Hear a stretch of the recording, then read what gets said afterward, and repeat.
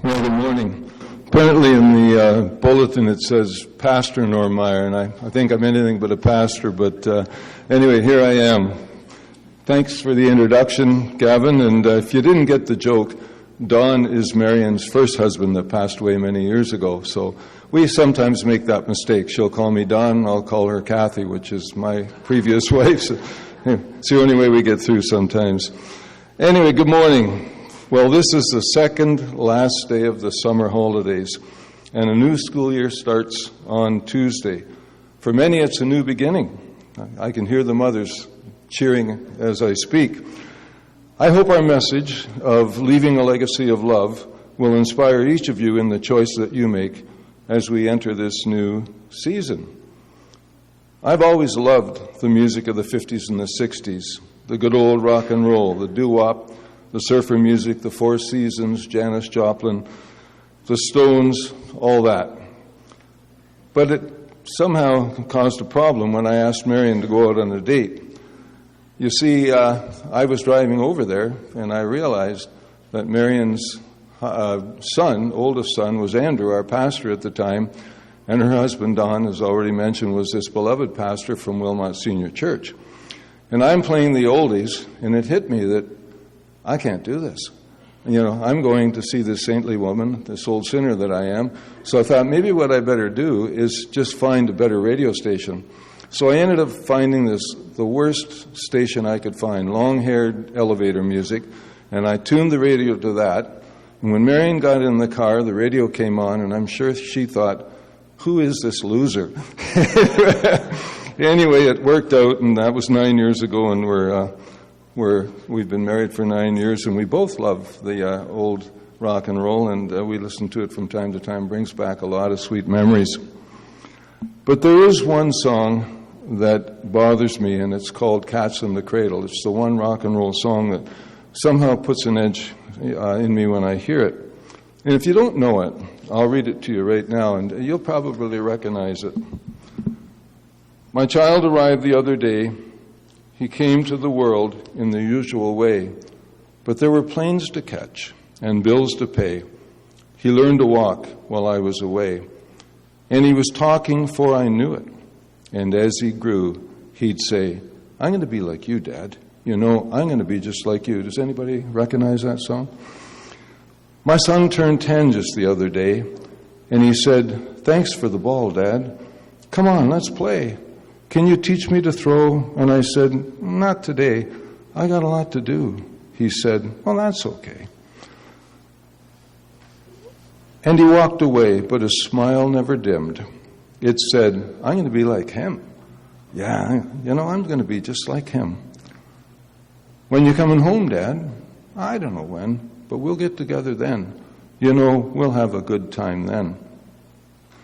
Well, I've long since retired, and my son's moved away. I called him up just the other day, and I said, I'd like to see you, Dad, if you don't mind. I'd like to see you if you don't mind. And he said, I'd love to, Dad, if I can find the time, but you see, my new job's a hassle, and the kids have the flu. But it's sure nice talking to you, Dad. It's been sure nice talking to you. And as I hung up the phone, it occurred to me, he'd grown up just like me. My boy was just like me. What does Cats in the Cradle mean? Well, it could be a reference to the repeated broken commitments that he made as a father, or it could mean impending danger. But whatever it means, it always left me feeling inadequate in my relationships with my children and my friends and my neighbors. As you know, raising children isn't always easy. I heard someone once say, my wife and I have decided that we don't want to have kids. We're going to tell them tonight at supper. How many times my children would want me to play ball or read a book or wrestle, and I would drag myself off the couch and do whatever. That song kept me honest. I didn't want to be the dad in that song. Maybe you can relate. On a side note, Harry Chapin wrote Cats in the Cradle, but he was not that kind of a dad. He died in a car accident when his son was 9 and he was at the age of 38. His oldest son was 9 years of age, as I've said. He lost the experience of seeing his son grow up. but he left a legacy in so many other ways. He was an award-winning musician, a philanthropist, and a humanitarian fighting for world hunger. He may not have been able to see his kids grow up, but he left a legacy in his generosity and in his music. A while ago, I had the privilege of attending the funeral of a father of a dear friend. It was an incredible testimony to an amazing man. As we sat through the slideshow of the speeches of his children and his grandchildren and even his great-grandchildren, I realized that this amazing man left an amazing legacy. 3 generations of stories of his character and the way that 3 generations of stories spoke of his character and the way that he had passed them on down to his offspring. His work ethic, his love of sports, his generosity, his prayer life, and his love of Jesus were all highlighted. His legacy was being lived out in his many offspring. And as I reflected on this idea of leaving a legacy, I realized that there's one important point.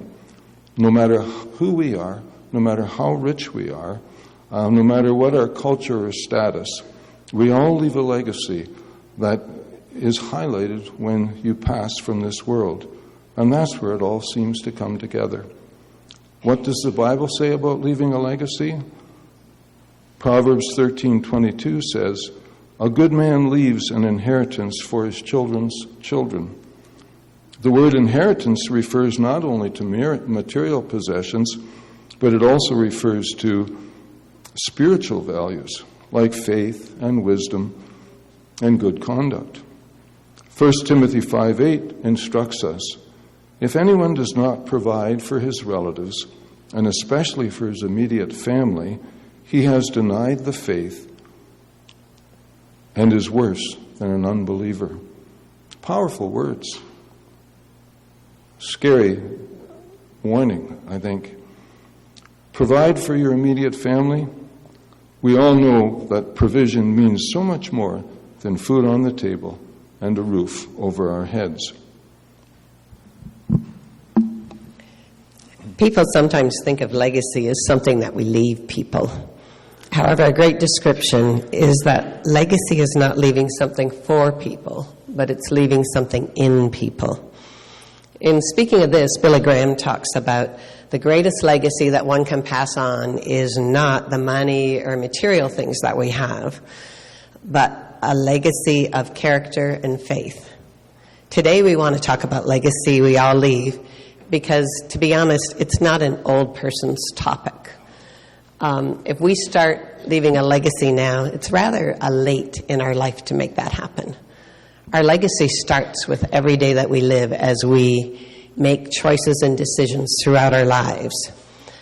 Many of you know Pastor Andrew, and he was my oldest son, and surprise, surprise, he wasn't perfect. Actually, he still isn't. But when the last year that he lived at home didn't start out too well. There was quite a bit of friction between him and his youngest brother, James. And that kind of deteriorated into some shouting matches and some just very intense arguments, usually over the one computer in our house. Do you remember those days when every house had one computer, no cell phones? And Andrew maybe felt a little bit entitled as the oldest. And so I took him aside and I said to him, "Andrew, you're getting married next year. This is your last year to live here.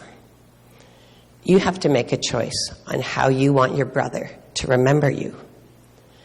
Do you want him to remember you like this? Or do you want him to remember somebody who was generous and loving and caring? Because how you are this year is what he'll remember when you go." And, you know, that's legacy.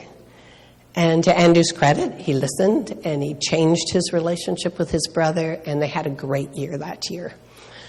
But that's what we're talking about, is our everyday choices. And so you may only be a teenager, you may be a young adult, middle, whatever. This relates to all of us because we are creating that every day of our lives. When you talk to millennials, in studies, they say that you will find out that they think fame, wealth, and high achievement are what are needed for the good life. Those are the choices they're making. When asked their most important goals, 80% said was to get rich, and 50% said was to become famous. Another study done by Harvard started in 1938. This study went on for 80 years, if you can imagine. Does that compute? It better, because it should. And they studied sophomores from Harvard College, and they studied against a group of the poorest boys in the worst area of Boston. And after 80 years, their clearest finding was this: good relationships keep us happier and healthier, period. To us as Christians, it's not a surprise because we know that God created us for relationship with Him and with each other. And relationships, they're kind of messy, they're complicated, they take hard work. Sometimes we just don't want the hard work. We're tired of it. We're tired of those people. We're tired of whatever. But they're also what keep us happy and healthy. You might say the study's interesting, but you're more interested in what God says. Well, we shared it because it confirms what we as Christians know. God made people for relationship with Him and with others. Jesus was asked, "What is the greatest commandment?" He responded, "Love the Lord your God with all your heart and with all your soul and with all your mind and with all your strength. The second is this: love your neighbor as yourself." The Bible teaches that love should be the foundation for relationships, and it should be characterized by forgiveness, kindness, and selflessness. A number of years ago, a group of professionals asked some 4 to 8-year-olds what love is. These are some of their responses. Carl, age 5. Love is when a girl puts on perfume and a boy puts on shaving lotion and they go out and smell each other. Danny, age 8. Love is when Mommy makes coffee for my daddy, some of you know about this, and she takes a sip before giving it to him to make sure it tastes okay. Rebecca, age 8, this is my favorite. When my grandmother got arthritis, she couldn't bend over and paint her toenails anymore. My grandfather does it all the time, even when his hands got arthritis too. That's love. The last one, I'll tell you, is Bobby, age 7. Love is what's in the room with you at Christmas if you stop opening gifts and just listen. When you think of it, what profound answers to this question. The grandfather who painted his wife's toenails loved her enough to get down and do this. I'm sure he didn't think, I'm leaving a legacy by doing this, but he was. He was building into Rebecca a memory that would help shape her later life and decisions. A memory stronger than maybe all the social media that tries to shape a flawed understanding of love. Bobby knew that if you stopped and listened, you could hear and see love. I don't think a 7-year-old learned that from himself. I'm convinced there were models in his life that showed him what love was and what it was about. How we need to have people who will love by listening, stopping and listening. Many of us have lost that art. If we break it down, how do we intentionally live out a legacy that we can be proud of? What is important in the legacy that we leave? Often we go for the big things. We think of people like Mother Teresa, Nelson Mandela, Martin Luther King, those who are known with the most inspirational legacies there are. However, we know that Jesus did not ask us to change the world by inspiring millions of people. He asked us to change the world by our love, the love that everyday people would see in us every day, love that comes from our Father God. You're not keeping up with the slides? No, it is. Okay, good. One of my favorite inspirational talks that Marion and I have watched over and over again was given on May the 27th, 2014, by an Admiral William H. McRaven to the graduating class of the University of Texas. Taking inspiration from the university's slogan, "What starts here changes the world," He shared 10 principles he'd learned during Navy SEAL training and his long Navy career.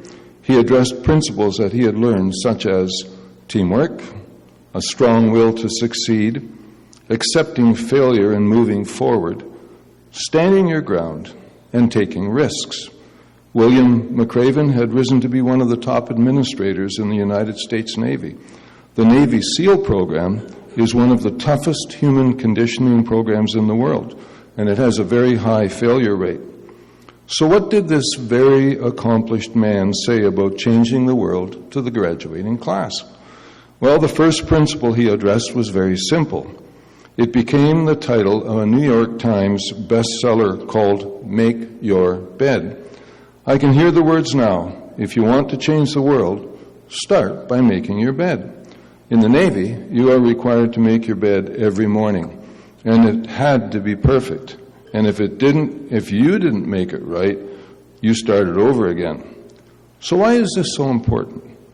What does it have to do with leaving a legacy when you make your bed? Well, Admiral McRaven explains that you have completed the first task of the day, and it will encourage you to do another and another. Little things matter. If you can't do the little things right, then you'll never be able to do the big things right. No matter what kind of a chaotic day you have, you will come back to a place of neatness and order. These small things lead to a powerful lesson. A different slant on making your bed is told by a mother. The mother was questioned by her son as to why she made her bed every day, because nobody sees it anyway. Well, smiling, she explained, "Oh, honey, we make our bed every morning because it's a gift we get to open at the end of every day. A gift that everyone has, not everyone has. So as I make my bed in the morning and unwrap it at night, I'm reminded of what a great blessing it is in my life. We honor this gift by making our bed extra special." Small things matter. She was teaching her son to be grateful for the small blessings in life, the small, everyday blessings that we often take for granted. I don't know about you, but I am of the age where I faithfully scan the obituaries in the local newspaper every morning. It is in these obituaries where a person's life seems to be summarized in a few hundred words. They talk about their family, where they worked, a brief history of their life, followed by several details that summarize the core of who they really are. Examples I took from the local newspaper. She loved to bake cookies with her granddaughters. Guests were always welcome at the family cottage. He loved sharing time with family and friends. She lit up her room with her smile. They faithfully served Jesus for over 40 years. And my favorite, he never lost faith in the Toronto Maple Leafs. Sometimes the most powerful legacy we can leave is a small thing like making cookies, a warm smile, or making your bed. Actually, my mom made all of us have to make our bed before we could leave the house. And my sisters and I laugh at the fact that we haven't lived at home for over 50 years, and none of us can leave the house without making our bed. So I always say if I'm late, it's probably because I had to run back and make my bed before I left. When we think of character and faith, faith characterized by God's love shown through forgiveness, kindness, and selflessness. To be honest, I think the hardest for us is usually the forgiveness one. It's the one that we often struggle with, stumble through. And today I want to look at what I think is one of the greatest stories of forgiveness in the Bible, next to God's forgiveness for us. And it's the story of Joseph. We all know it. Many of us grew up hearing about Joseph and how his brothers had hated him. They threw him in a pit. They conspired to kill him. And then they sold him to slavery and told their father that he'd been killed by an animal. Not the greatest of brothers. We've marveled at how Joseph, though, when he had the chance to get revenge on his brothers, instead he chose to forgive them. He was the most powerful man in all of Egypt next to Pharaoh. And he could have had his brothers imprisoned, he could have had them killed, but he chose to forgive them instead. I don't know if you've ever stopped to really think about it and wondered, how did he do that? Like, we know the story, so it's just like, and then he forgave his brothers. But we know that forgiving isn't that easy. We know that sometimes we find it even hard to forgive things that shouldn't be that hard to forgive. But I always say our feelings are stubborn, and sometimes they don't listen to us really well. They are what they are.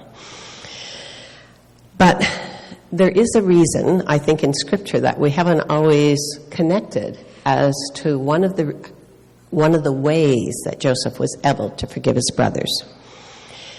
And you see, for Joseph, it had to do with a family story, a story about his father and his uncle.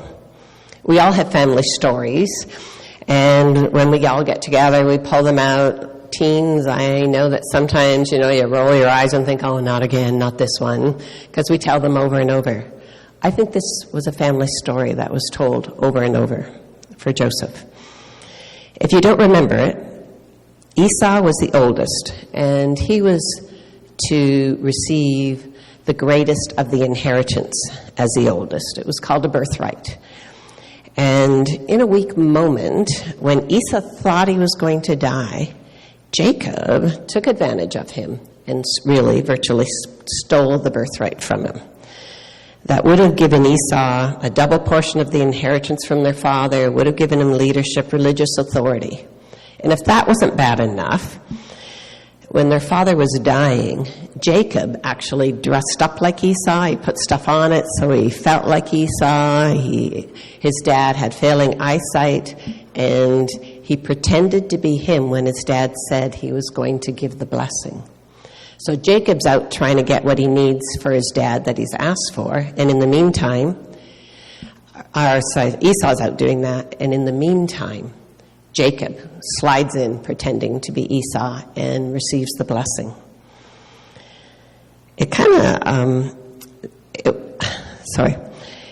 of sounds a little bit like our millennials. Jacob was determined to get the extra wealth, to get the extra power. He didn't care how he did it. And apologies to millennials, because they don't all want fame and power and and that. But Jacob did become wealthy and successful. But the Bible tells us that Esau hated him bitterly and was determined to kill him. Relationships. So much can get sacrificed about what really matters. But that wasn't the end of the story. We're getting back to how did Joseph learn to forgive. After many years, Jacob decides to return to his homeland, and he's afraid that Esau will kill him. That's what he said he's going to do. And Genesis tells us, this is the bit from the Bible, Jacob prayed to God, "Save me, I pray, from the hand of my brother Esau, for I'm afraid he will come and attack me, and also the mothers with their children." Like, Jacob really thought this was going to happen. So he selected gifts for his brother Esau, and he sent them ahead. He sent goats and ewes and rams and camels and cows and bulls and donkeys. Like, this man really was worried for his life. He put the female servants and their children in front, Leah and her children next, and Rachel, and here we have it, Joseph in the rear. It moves me to think Joseph was there to see what happened. He himself went on ahead, this is Jacob, and bowed down to the ground 7 times as he approached his brother. But Esau ran to meet Jacob, and he embraced him. He threw his arms around his neck, and he kissed them, and they wept. Esau forgave his brother what he thought was unforgivable. And Joseph watched that. As a child, Joseph saw his uncle forgive what his dad had done. We don't want to miss the importance, because what happened there was Esau passed on to Joseph a legacy of forgiveness by his own actions, by what he did. Oh, that we would do that we would pass on for our families, our friends, our communities, a legacy of forgiveness. Secondly, we talked about showing love through kindness. Kindness by listening and caring. How we treat our brother, our neighbors, people we interact with. I have an Apple computer, so I don't know how many of you have an Apple computer, but if you're a senior, you should own an Apple computer because they have this thing called Apple Support that's free, and you can phone them whenever you want, and they will tell you how to do what you need to do. So I just always started out and say, now I'm a senior, so I'm a digital immigrant. I didn't grow up with this, and they're just all over it. However, before you get the person, you get this little message every single time. I don't even know why I have to look at it here because I've heard it so many times. Remember that the advisors are here to help, so please treat them with kindness. And you know, every time I hear that, I think, isn't that sad? That they have to tell us in our society to treat these people we're phoning for help with kindness. Like you think that'd be a given, but it isn't. And it's something, you know, that we want to intentionally leave for our family and friends, that they are kind no matter what else, that they think of kindness, that they're selfless in what they do. We sometimes have lots of insights for others, but to be honest, not enough about ourselves. I think I'm pretty insightful. Actually, in another life, I was a social worker, so we're supposed to be really good at insight. Not always. Anyways, I think of myself as a positive person. So one day I'm talking to my middle son, Philip, on the phone, and we're talking about what's been happening.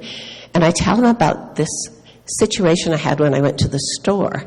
And I'm bemoaning the lack of work ethic of the people that were there and how awful this was, expecting Philip to commiserate because he's a hardworking guy. And instead he says to me, you know, Mom, you're talking like an old person. And I'm like, you're right. You're absolutely right. You know what? A legacy of complaining is not what I want to leave. I do not want to become that person. And thankfully, I have boys that think it's their job to make sure I don't. So I should be pretty good with that one. Anyways, we do need to be intentional about our choices, about what we do every day. And whether it's something that people see or something that people don't see, it really shouldn't matter. We often play the old person card. We all have weaknesses that crop up from day to day in very subtle ways. And I would like to highlight two situations that affect our relationships with others. And don't think I'm not perfect. I'm as guilty as the next person. The first one is a story about Alice Smith. A woman named Alice Smith, who always thought that she looked younger than her 60 years, who was waiting for her new dentist. When she noticed his diploma and remembered a tall, handsome, dark-haired boy who had been in her high school for 40-odd years ago with the same name. Could this gray-haired, older gentleman be the same guy that she had a crush on back then? After he examined her teeth, she asked him if he had attended Morgan Park High School. Yeah, I did. I'm a Mustang, he beamed with pride. When did you graduate, she asked. He answered, in 1959. Why do you ask? Well, you were in my class, she said. He looked at her closely and he asked, what did you teach? Alice Smith probably did not feel very great at that moment. She was all excited to reminisce with a fellow student, and she got shot down with 4 words. What did you teach? Our words can have a powerful influence over the person that receives them. We can destroy them or we can build them up, and we can encourage them. I spent 30 years teaching kids, and obviously I had every kind of behavioral situation that you could possibly face. And during that time, I also had a lot of interviews, some not always so good. But I had one golden rule that helped me during even the worst of interviews. I always started with a positive comment, even for the worst of students. Your daughter has a great sense of humor. Your son has great potential and is helpful around the classroom. Your boy has nice socks. No, I never did that. But But positive comments always soften a difficult situation. And in fact, being positive should be part of our character in all situations. Another example of what we do that sometimes destroys relationships. Rick Mercer once talked about a lawyer that was not a very good listener. He said, how can I tell my lawyer, He said, how can I tell when my lawyer is about halfway through the conversation that we're having? And it's when he would say, enough about me now, let's talk about my work. And don't you find that that's lots of times the quality that people have? They're very poor listeners. We suffer from that. Good listening is a special skill we can all practice. Leaving a legacy means being a good listener, being a good role model. Role models are important in building a positive legacy.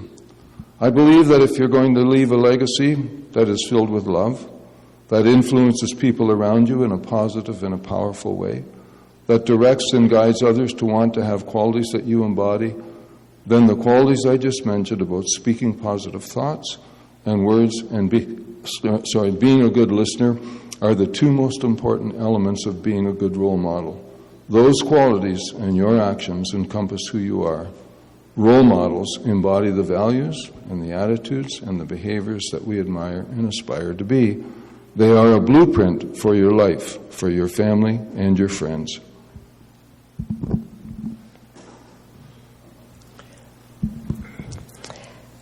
My dad went to heaven 15 years ago, 5 weeks after my first husband, Pastor Don, had passed away. And a few years ago, I wrote what I entitled, Things My Dad Taught Me When He Didn't Know I Was Watching. So here's my list. And these are the kinds of things we're talking about today. Talk to people you don't know. They might need a friend. Don't judge. You never really know someone else's story. Trust people and let your word be your bond. Work hard, especially when no one is looking. If you can't change the situation, make the best of it. Be an optimist. It's a choice, not dependent on circumstances. Laugh often. He did. There is always more than one way to get something done. Just might take a little longer.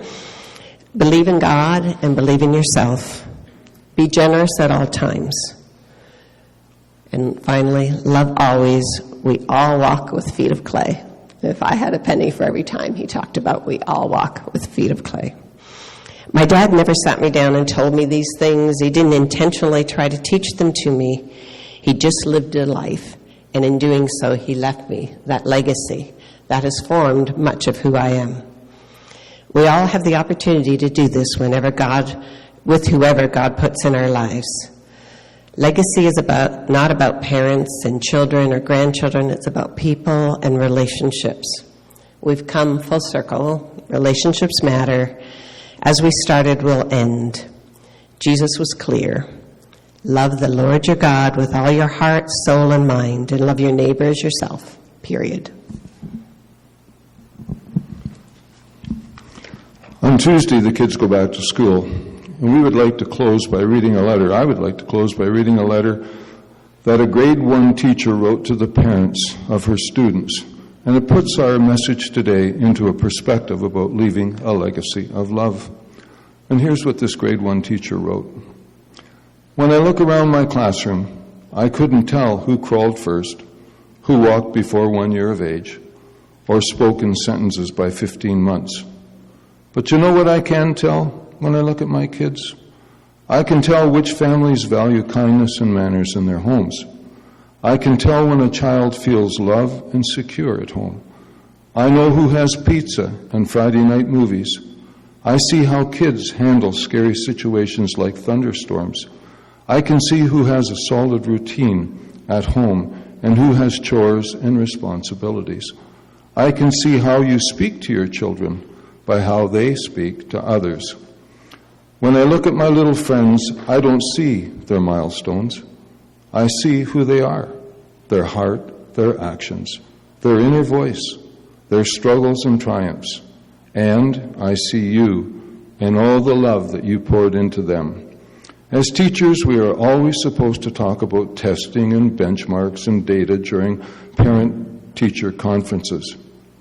But recently, I had a mom last time that looked at me and said, "I don't worry about all the reading and math and that stuff. My daughter's going to get there. I want to know how she is as a person. Is she kind? Does she include others?" So this week, our challenge to you is not to think so much about achievements and getting ahead, but be intentional about who you are and the legacy that you want to leave. Thank you for listening.